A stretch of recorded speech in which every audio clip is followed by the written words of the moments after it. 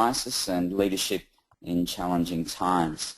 The reflections I'll draw tonight are on work on international level, firstly in Bali, Indonesia after the bombings of 2002, in Thailand following the tsunami of the 26th of December 2004, work in Jeddah in Saudi Arabia after the floods, and work in Japan following the earthquake and tsunami of 2011. I spent a lot of time talking about Thailand and the leadership lessons that we took from working in that environment. What we know is that the result of the tsunami of December 26, 2004 is there was somewhere between 250 and 300,000 people who lost their lives across several countries. In Thailand, there was an international deployment of forensic police from around the world who were there to lead the disaster victim identification attempt of some 5,395 people who were recovered deceased as a result of that tsunami. It was and remains the world's largest disaster victim identification attempt ever undertaken. Thousands bigger than 9/11 in the USA, thousands bigger than anything that had been seen before. And the very scale of it presented many unique challenges that had never been faced before, and these challenges certainly required unique solutions. When the bodies were recovered in Thailand, either floating in the water, washed up on the beach, or in the hotels, they were taken to a local temple. And temples in Thailand are called a wat, a W-A-T. And they were taken to this temple in particular called Wat Yan Yao, which was a beautiful temple. And I arrived and walked in through the gates of this temple, and what I could see was the decomposing bodies of 3,500 people that laid on the ground. And these challenges certainly were unique and required unique solutions. Working in these areas with those unique challenges for the first time, they were such as, how do you store and manage the bodies of 3,500 people in the grounds of one temple? What about a workforce and a leadership structure? Because there's no international org chart in place that says following a disaster such as that one country will have primacy. It's all about identifying those leaders when we respond. And I spent the last 2 years of my time with New South Wales Police working on an international secondment around counter-terrorism. I worked in Lyon in France with Interpol, and my focus was on what we call CBRN, which is chemical, biological, radiological and nuclear threats. And for 12 months I focused on what those international threats were, what the trends were, and then wrote a paper for the forensic community on what they should do with those threats and trends. I then worked with the United Nations Office of Drug and Crime looking at those same threats and trends in capacity building, and there was one reoccurring theme that kept occurring within that counter-terrorism space, and that is that hope is not a plan. We just can't hope that something won't happen, but there is only so much contingency planning we can do when those challenges are so unique. So how do we meet these challenges that occur? Well, part of it is about building teams. It's about building those teams very quickly, but it's also about leadership. And I think there's two types of leadership that exist within our organisations. One's around positional authority. So you look at the org chart of the organisation that you might represent, and you can see who's at the top. You can cascade all the way down and see where everyone sits within that organisation. Does that mean in challenging times that might be brought about by some type of external crisis, disaster, or even challenging times that have brought about unprecedented growth, how do we meet those challenges and how are the leaders identified? And it's not around the position that you hold. In these times of crisis and disaster, true leaders are identified by their actions and their reactions. It's what people do, not the positions that they hold, that really makes a difference. Now, in the deployment into Thailand, there was 36 countries that responded, 450 forensic staff from around the world. And when we look at the leadership that was demonstrated and held by those that would initially hold the positions of leadership, they didn't hold those positions because of experience, expertise, access to resources. It was around what they did. And there are a number of key things that those leaders did that put them into those positions of authority. It was their actions, it was their reactions. The first of the four important things that they did was to act with speed. Because when there's an opportunity, when there's a gap within the marketplace, or when something new presents, so often it's the first to move that will hold that position of leadership. If you wait until you have all of the answers to all of the possible questions, someone will move first and they will beat you to it. You don't have to have all those answers. And when you're working in these environments, you don't even know what the questions are going to be, let alone having the answers. But to take action, to move decisively, will put you into that position of leadership. And if you do a good job, you will hold that position of leadership. It's not about having all the answers, it's about taking action first. The second thing that the leaders who held those senior positions in Thailand did well was to deal with change. And what we know is that people are resistant to change, and that there's a real resistance to this change, and that's a common theme. There's an author out of the US by the name of Seth Godin, and he talks about change, and he says, if you're not upsetting people, you're not bringing about change. So when we're aware that we're going to implement a change program, how do we deal with those issues? And these are the challenges that we faced. When we worked in Indonesia following the bombings in 2002, there were 202 people who lost their lives. They were taken to Sanglar Hospital in Denpasar, and at the mortuary at Sanglar Hospital there was a capacity for 6 people, yet we had 202. And in those very early days, the Indonesians allowed for the families, both foreign and nationals, to walk throughout the hospital looking for their loved ones. In Thailand, what we know is in the early days, many families walked throughout the temples looking for their loved ones. And there was a lady who searched for the daughter that she had lost, and for 3 days she walked throughout the temple amongst those bodies looking for her daughter, her 7-year-old daughter. At the end of the 3rd day of searching, she came across the body of a young girl, and she said to the local police, "This is the body of my daughter." They said to her, "Are you sure?" And she said, without question.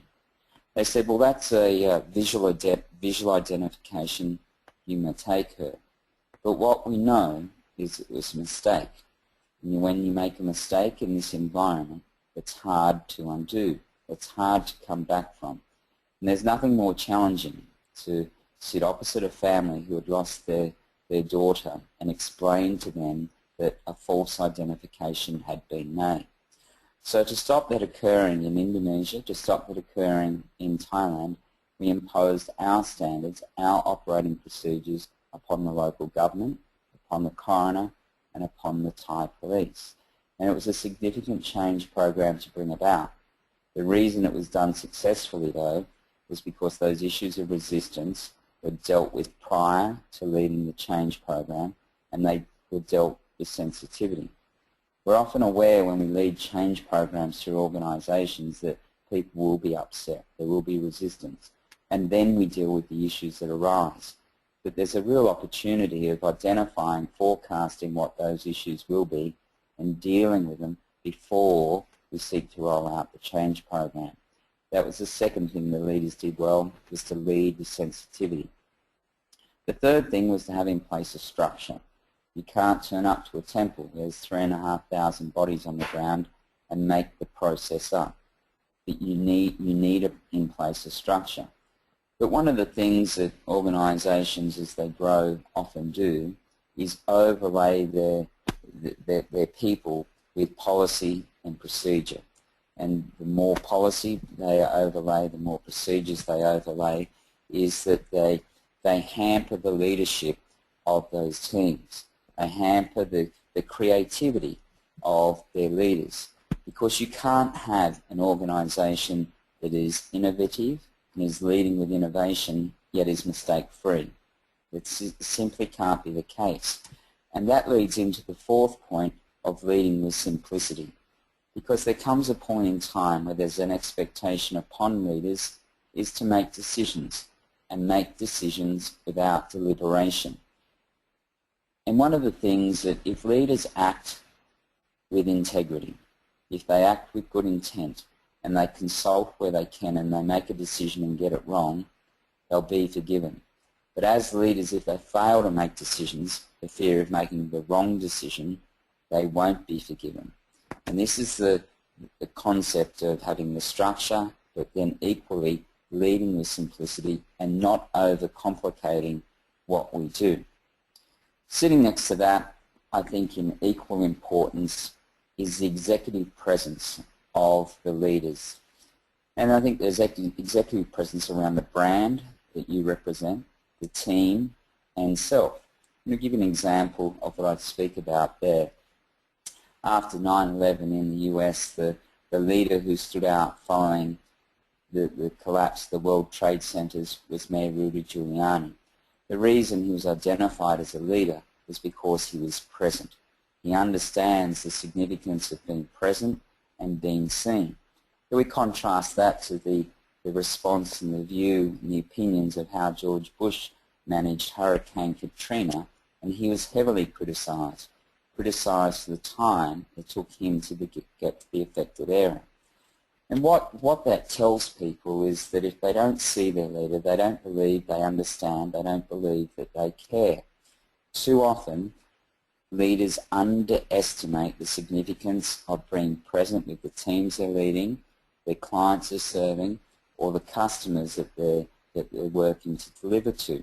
Too much time is spent in an office in front of a computer, responding to emails, doing reports, and not being physically present.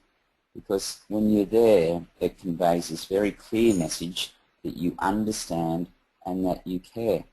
And I saw this demonstrated extremely well by a man by the name of Mr. Sato when I worked in the Iwate prefecture of Japan following the earthquake and the tsunami of 2011. Mr. Sato was a community leader in the Iwate prefecture of a small village. His house had survived the tsunami, but so many in his community had not. Yet each night he came down to where the community gathered to share a meal with them, to let them know that he cared, to let them know that he understood the challenges that they were facing. And this executive presence sits on the brand, leadership of the brand, the team, and self. Now, sitting next to that in equal importance for me is this concept of clarity of purpose. Many organisations will have a statement of values. They will have a vision statement, and they're effective if there's congruence between what is said and the direction that the company heads. But we have to understand why we do what we do and what's most important. And for me, on a personal level, when I joined the police, the idea of spending a lot of time away from home was never on the cards. But after the work the Australians had done working in Indonesia following the bombings, we had pretty much set in place that if something else happened in Southeast Asia, we'd be called upon to assist, given the geography of where we were based. And that was certainly what happened after the 2004 Southeast Asian tsunami. I was on holidays with my family. I was telephoned, I was asked to return to work and head overseas to lead the response as part of the Australian team. And working in these areas, it brings challenges both to the families and those that you're working with. And to those families that were on the beach that day, it was a beautiful day. It was 10 o'clock in the morning and the water receded. And it stayed out for up to 10 minutes. And 10 minutes later, this wall of water came back in. And at the time, it was 10 metres high in some locations. And when it came back in, there was children who survived, there were parents who survived, but there wasn't many families that survived intact that day. For those children who lost their parents, you can only imagine the fear and the isolation they felt. And they remained in Thailand until someone helped them to be escorted home. For the parents who were on the beach with their children and saw that wave coming, they held their children and they ran as fast as they could. The water caught up and knocked them over, and for many they lost their children and never saw them alive again. They would return home without their children, and they could never move on. The challenge of wondering if their children survived remained. And for me, the work that I did in Thailand, and when we faced those hard days, as we had, indelibly, there was hard days there, it was about understanding why we do what we do. And for me, it was represented by the photo of the baby on the screen there. He's 15 months old and his name is Alexander. And every day that fellow spent frozen in the body bag in a shipping container was too long. I wanted to identify him and I wanted to send him home. And I started this by saying that as organisations we have statements of values and we have vision statements. And we can say whatever we want. We can say we're the greenest, we're the cleanest, we're the safest. We value our clients, our staff more than anyone. But it's not until our resolve is tested that we really get to understand why we do what we do. As an organisation and as an individual, if we are clear what is the fundamental thing that's most important to us, when we're tested, it's far easier to make that decision. Let me share the story with you of these Thai soldiers who worked at a place called Tata Chai. Now their role was to go into the shipping containers where the bodies were stored, take them out, put them on trolleys and wheel them throughout the site. Now they worked 12 hours a day, they worked 6 days a week, and when they finished work each day, they would sleep at the site in a tent. Many of them had been there for 7 months. They had not seen their families and they'd not been home, and they lost their motivation for their work. And how can you not understand how that could happen? When I was working with them in August of 2005, it was between 38 and 43 degrees outside most days, and they would dress as you see them now with plastic overalls over the top for contamination prevention, and they lost their motivation. The impact of them losing their motivation was that the whole process that we had in place slowed down.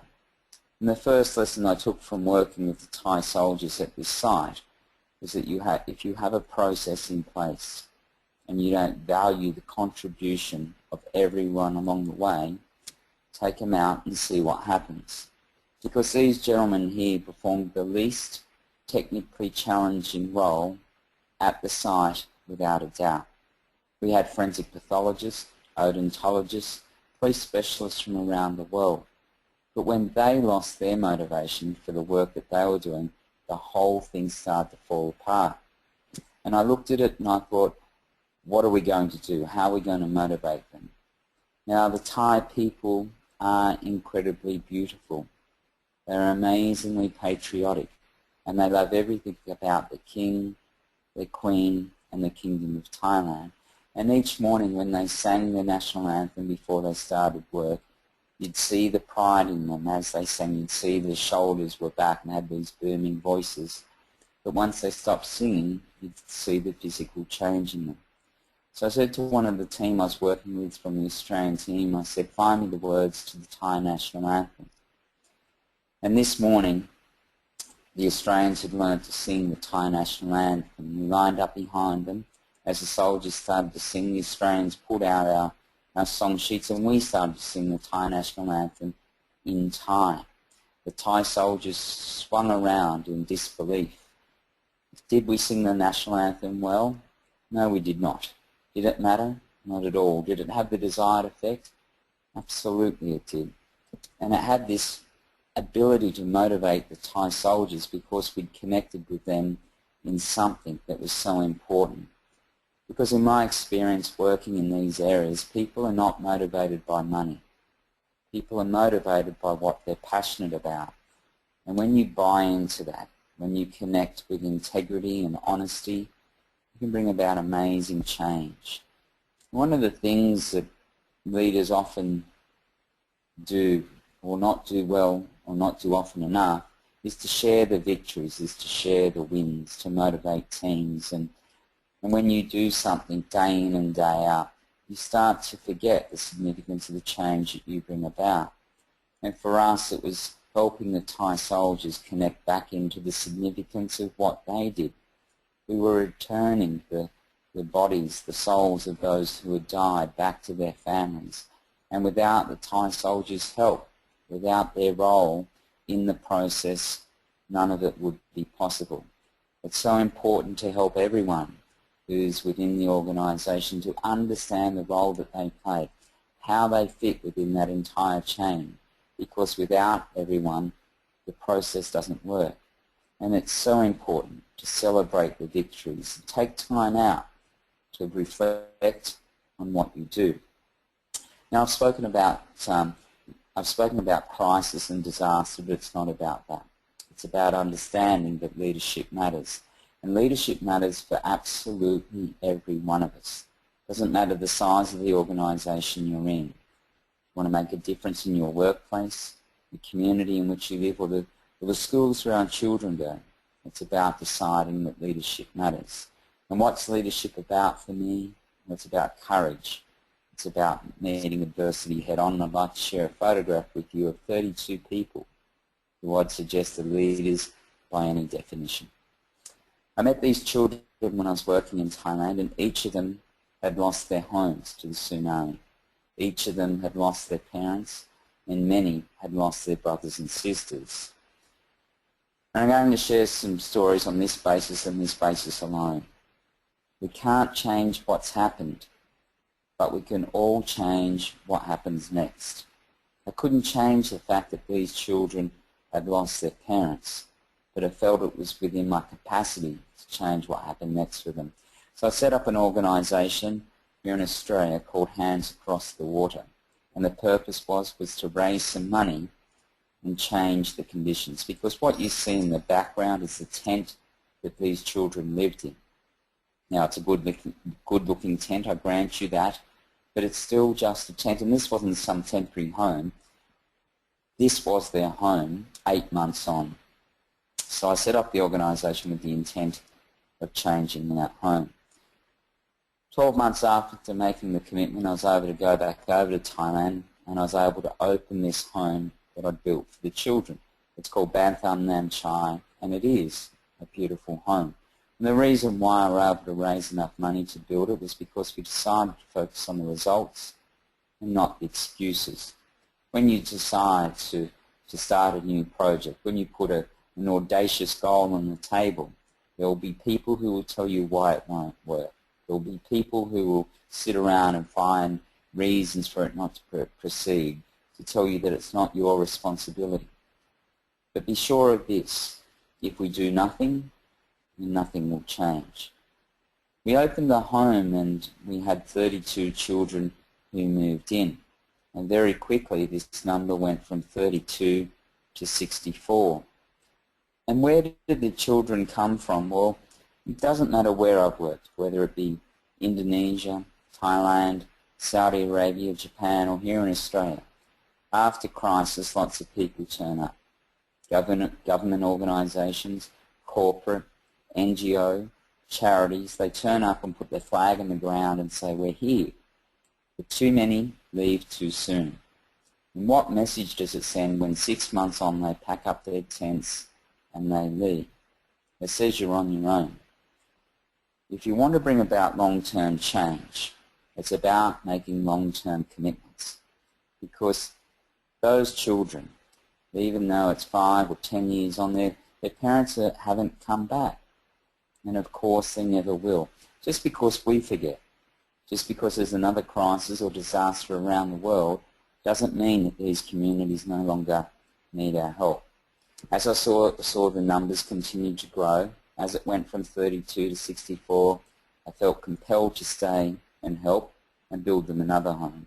This is the second home that I built, and you can see the first one in the back right-hand corner. But what's the purpose of me sharing the stories around the orphanages that we've built? And we've gone on to now build 7 homes all across Thailand. Well, we do it through engagement, through shared experiences, and I'll briefly touch on that with you now as to how we bring about the change and growth that we do. And in 2009 I started these push bike rides through Thailand. We travelled 800 kilometres over 8 days, and we rode from Bangkok down to Khao Lak. And before we went away, we asked each rider to raise 10,000 American dollars as part of their commitment. In 2009, when we started, we had 17 riders. In 2010, it grew to 34. 2011, it grew sufficiently that we broke the ride up twice, and I rode 800 kilometres down, had 2 days off, flew back to Bangkok, picked up another group and did it again. We repeated it in 2013, 14, and I've only returned to Australia 10 days ago from completing the 2015 rides. But the growth has seen it change, and we've now had, this year we had 132 riders across 3 rides. We raised in excess of 1.4 million American dollars from this bike ride in Thailand. What makes it special? What makes it so engaging? Well, it's people like this beautiful lady on your screen now. Her name is May Phil. She is a Thai lady, and she is 54 years old. 30 years ago, she set up an orphanage, a home for children who had the HIV virus or who had lost their parents to HIV.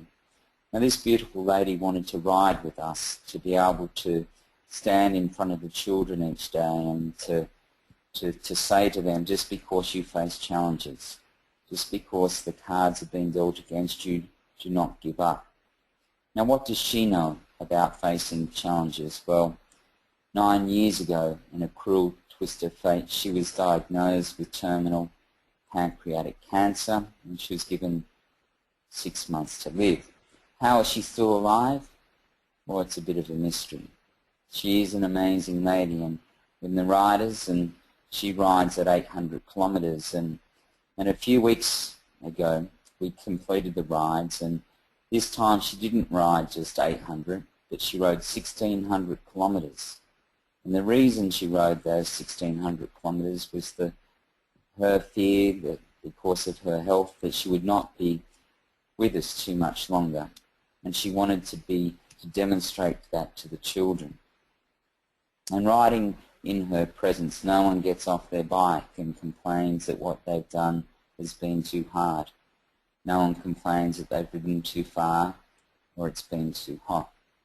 In her presence, no one complains about much at all.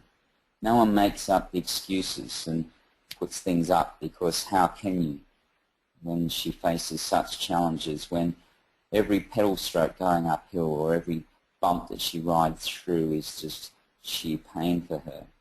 And spending time with her is about growth.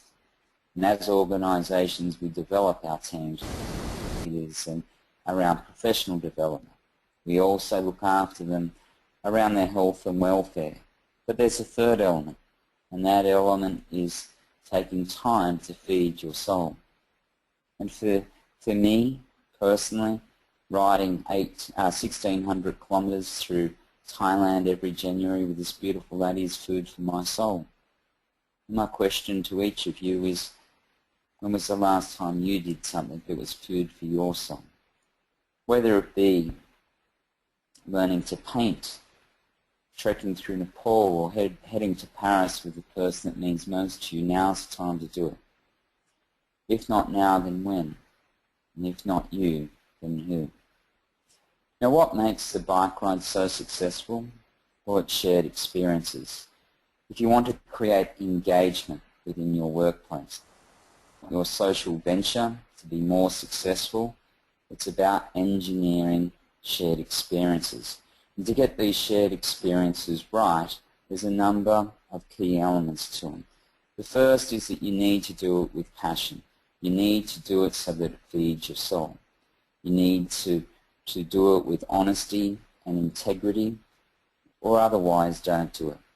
And you can equally become known for it. And working in the corporate social responsibility program area, it's about creating these experiences that lead to profit centers for business. Because if you have a corporate social responsibility program that is around corporate philanthropy or around giving staff one day off a year, you're missing opportunities.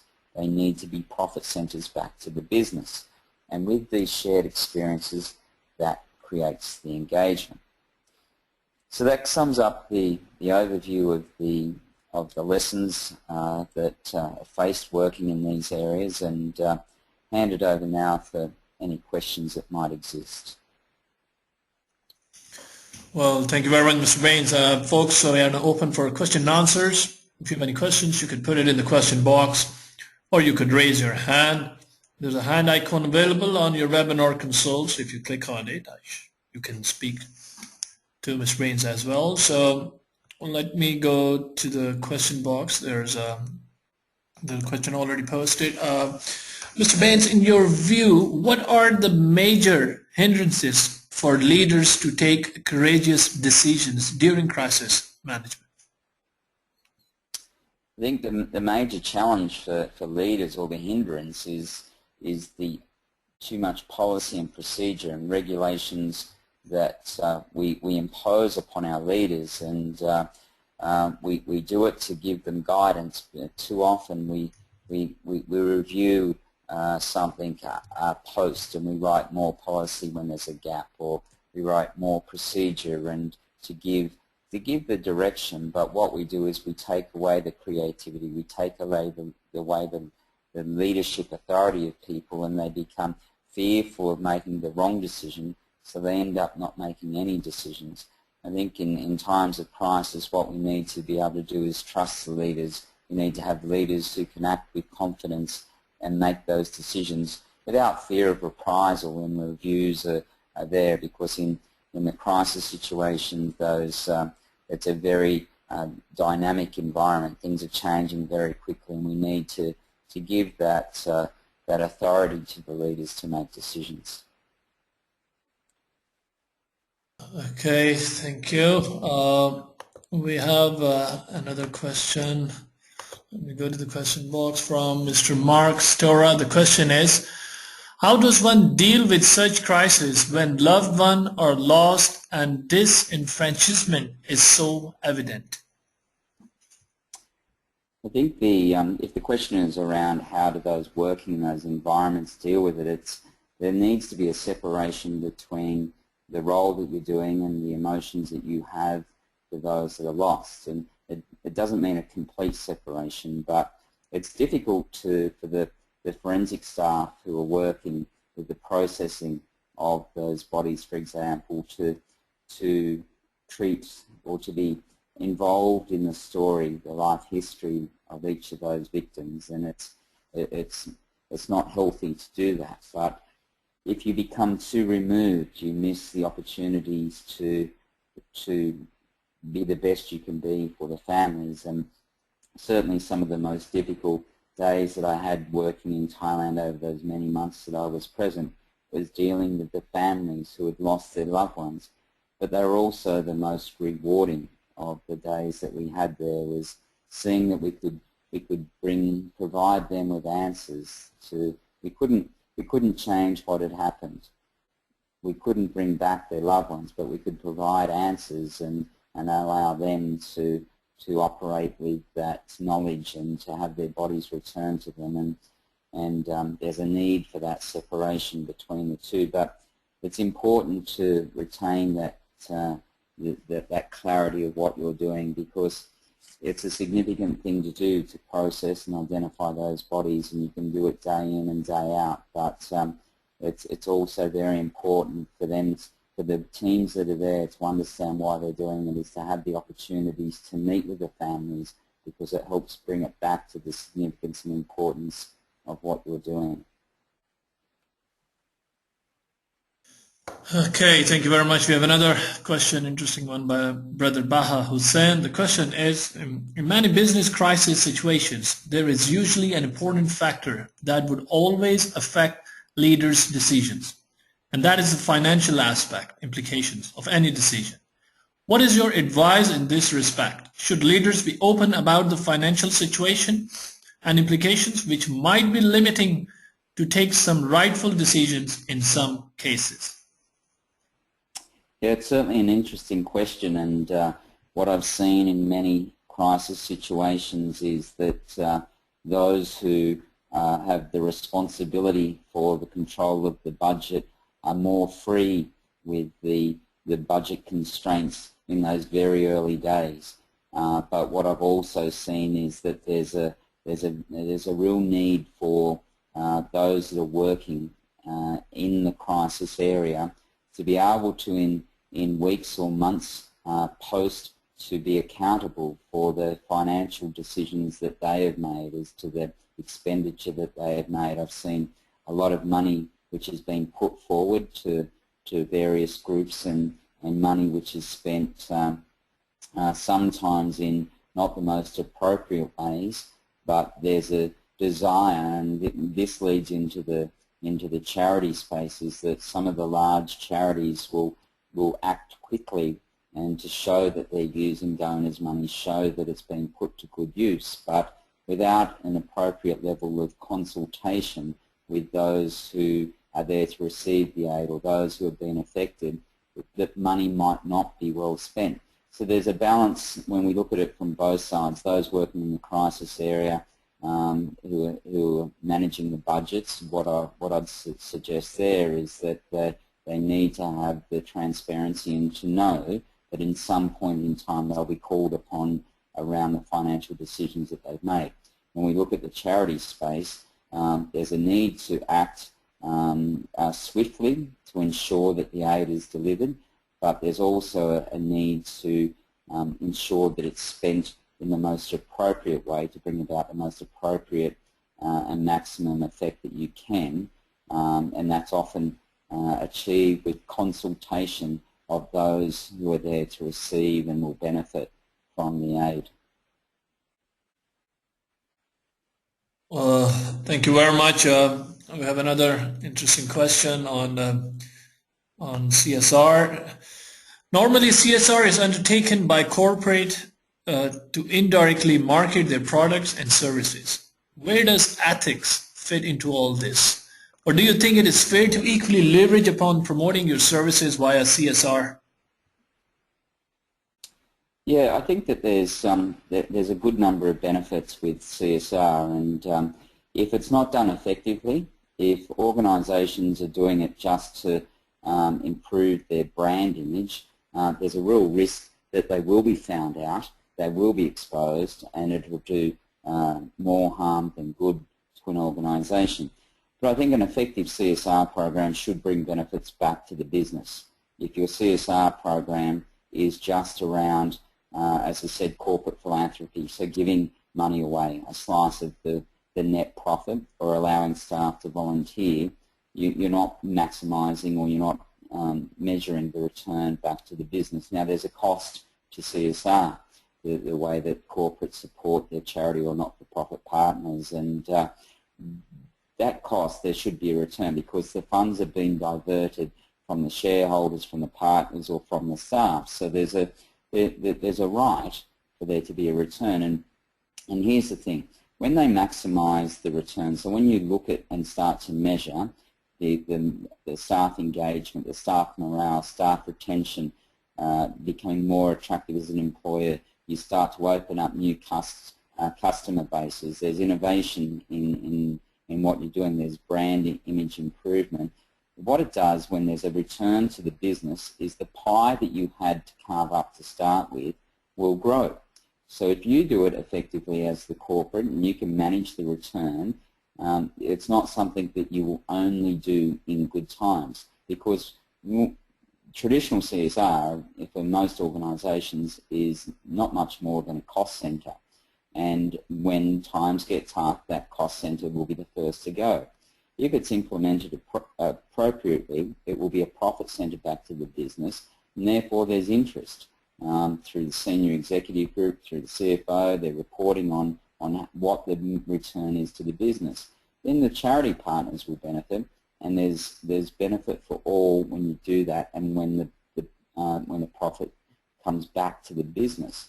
But it's as I say, if you do it just to try to maximise the brand or build the brand or the reputation, there's a real risk of exposure. So there has to be ethics in it, and there has to be alignment between the values of what you're doing as an organisation and the value of the partners that you're looking to work with. Well, thank you. We have one last supplementary question from Mr. Stora, Mark Stora. The question is, what is the most effective way to deal with challenge? What is an effective way to deal with change? To deal with change, I think there's an acknowledgement that change will always be present. And if you're not changing, you're not growing, and if you're not upsetting people, as Seth Godin talks about, well then there's no change. And one of the things is to identify that there will be resistance, to accept that that's the case, to accept that people will be resistant to the change, and where you can is to forecast what those issues or those pressure points will be, and then deal with those and make that part of the change strategy, the change program that you have in place prior to rolling out the change program. The best thing that we did both in Bali and Thailand was to communicate with those various stakeholders, such as the government, the coroner, the police, the victims' families. And it was one of the greatest learnings that we took out of Bali, was bringing the family of those who were lost together to explain the process to them. Because when you give people information, you get their understanding. It doesn't mean you take away the pain. It doesn't mean that you take away the hardship of the change or their loss in our circumstances, this environment. But when you give them information, you get understanding. So I think the best thing that we can do when we're bringing about a change program, identify what those resistance points are, communicate what they are, acknowledge what they are, and deal with them in an open and transparent manner. Well, thank you very much, Mr. Baines. That really brings us towards the end of the webinar. Any concluding remarks that you would like to give before we dismiss out? I think it's there's an opportunity for all of us to take leadership roles, and it's just about taking action. And often when we sit down and look at something quite audacious, we won't know what the answers are going to be. But if we do nothing, nothing will change. And clarity comes with action. The more that you do, the more clearer you'll become, and the momentum will follow the action that you take.